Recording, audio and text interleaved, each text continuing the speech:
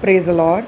இன்றைய தியானத்திற்கு சங்கீதம் 18ஆம் அதிகாரம் 29ஆம் வசனம். உம்மாலே நான் ஒரு சேனைக்குள் பாய்ந்து போவேன், என் தேவனாலே ஒரு மதிலை தாண்டுவேன். இவ்வசனத்தை குறித்து தியானிக்கும் போது மதில் என்பது ஒரு பட்டணத்தின் எல்லையை குறிக்கிறதா இருக்கிறது.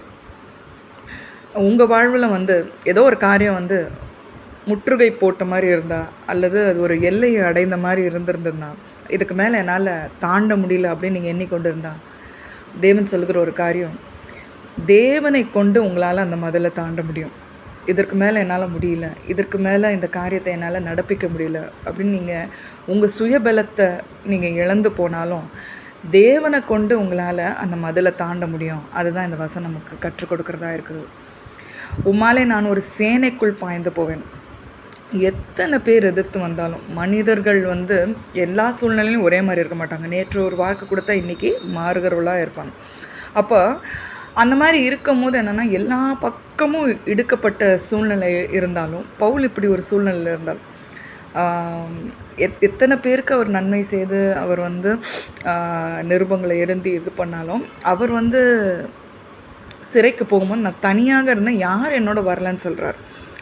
அப்போ அப்படிப்பட்ட ஒரு சூழ்நிலையாக இருந்தாலும், மனிதர்கள் உங்களுக்கு எல்லோரும் உங்களை நெருக்கினாலும், உங்களை விட்டு விலகி போனாலும், உங்களால் ஒரு சேனைக்குள் பாய முடியும். உங்களால் அந்த காரியத்தில் ஜெயம் பெற முடியும். மனிதர்கள் இல்லைன்னா கூட தேவனால் அதை செய்ய முடியும். யார் வாக்கு கொடுத்து செய்யலைன்னு சொல்லியிருந்தா கூட உங்களால் தேவனை கொண்டு அதை செய்ய முடியும். ஆகையால் எதை குறித்து நீங்கள் கலங்க வேண்டாம். உங்கள் இருதயங்களில் போராட்டம் இருக்க தேவையில்லை.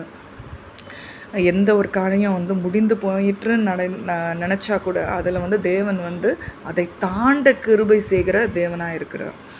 அவர் எப்படிப்பட்ட தேவனா, மனிதனால் கூடாத காரியத்தை அவரால் செய்யக்கூடிய மகிமை வாய்ந்தவர், பலன் வாய்ந்தவர். அவர் மாத்திரமே சகலத்தையும் செய்ய வல்லவர். இன்றைய தினத்தில் உங்கள் காரியங்களை ஜெயிக்கக்கூடிய ஜெய கிறிஸ்து உங்களோடு கூட இருக்கிறார். நம் ஜெபிப்போமா? அன்பின் பரலோக தகப்பனே, ஆண்டவரே, எங்கள் வாழ்க்கையில் ஆண்டவரே நீர் ஜெய கிறிஸ்துவாக இருப்பதற்காக நன்றி. யெகோவா நிசியாக இருப்பதற்காக நன்றி. உம்மை கொண்டு ஆண்டவரே ஒரு சேனைக்குள் பாய, உம்மை கொண்டு ஒரு மதிலை தாண்ட தேவரி கிருபைகளை தாங்க ராஜா. இன்றைய தினத்தில் யாரெல்லாம் அப்படிப்பட்ட ஆண்டவரே சூழ்நிலை இருக்கிறாங்களோ, முற்றிலும் என்னால் முடியல, சுயபலத்தை இழந்து நிற்கிறார்களோ, அவங்களுக்கெல்லாம் ஆண்டவரே அந்த மதில்களை தாண்டக்கூடிய பலனை தர வேண்டுமா நாங்கள் ஜெபிக்கிறோம் அப்பா.